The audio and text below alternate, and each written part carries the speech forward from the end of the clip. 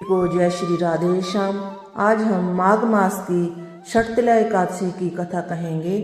एक समय दालव ऋषि ने पुलस्त्य ऋषि से पूछा, हे महाराज, पृथ्वीलोक के मनुष्य ब्रह्म हत्या आदि महान पाप करते हैं, प्रायधन की चोरी तथा दूसरे की उन्नति को देखकर ईर्ष्या करते हैं, साथ ही अनेक प्रकार के व्यसनों में फंसे रहते हैं, फिर भी उनको नरक प्राप्त नहीं होता।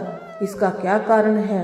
वह ना जाने कौन सा दान पुण्य करते हैं जिससे उनके पाप नष्ट हो जाते हैं।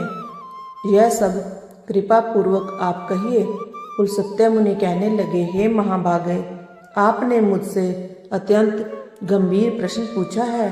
इससे संसार के जीवों को अत्यंत भला होगा।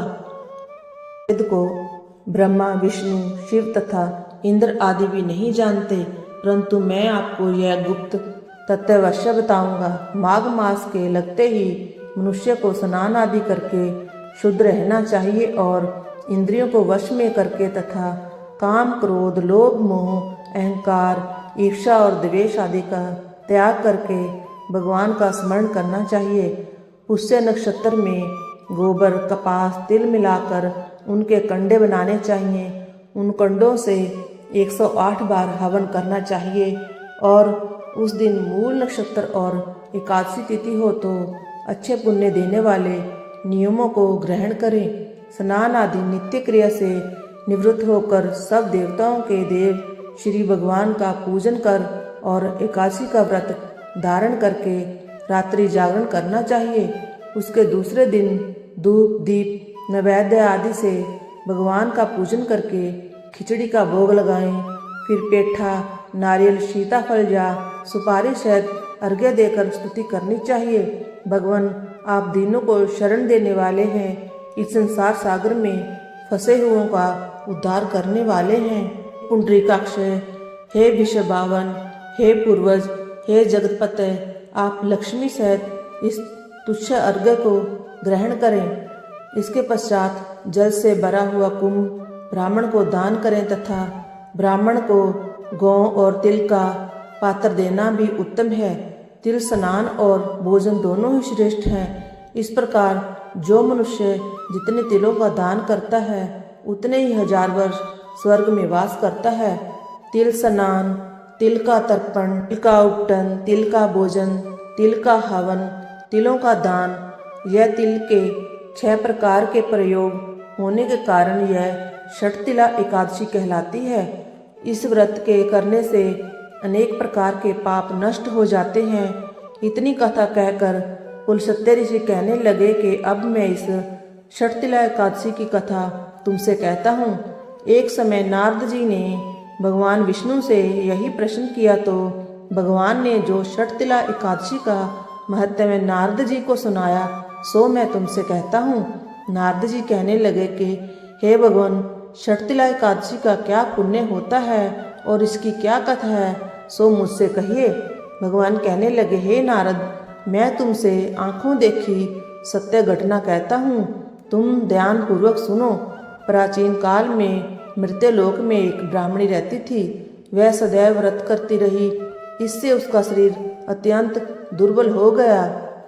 यद्यपि वह अत्यंत बुद्धिमान थी, परंतु उसने कभी देवताओं या ब्राह्मणों के निमित्त अन्न या धन का दान नहीं दिया।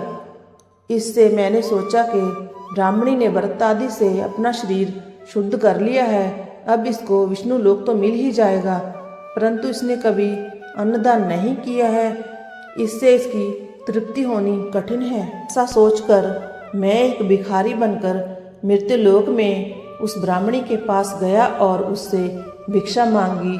वह ब्राह्मणी बोली, महाराज, आप यहाँ किस लिए आए हैं? मैंने कहा कि मुझे भिक्षा चाहिए। इस पर उसने एक मिट्टी का ढेला मेरे भिक्षा पात्र में डाल दिया। मैं उसे लेकर स्वर्ग में लौट आया।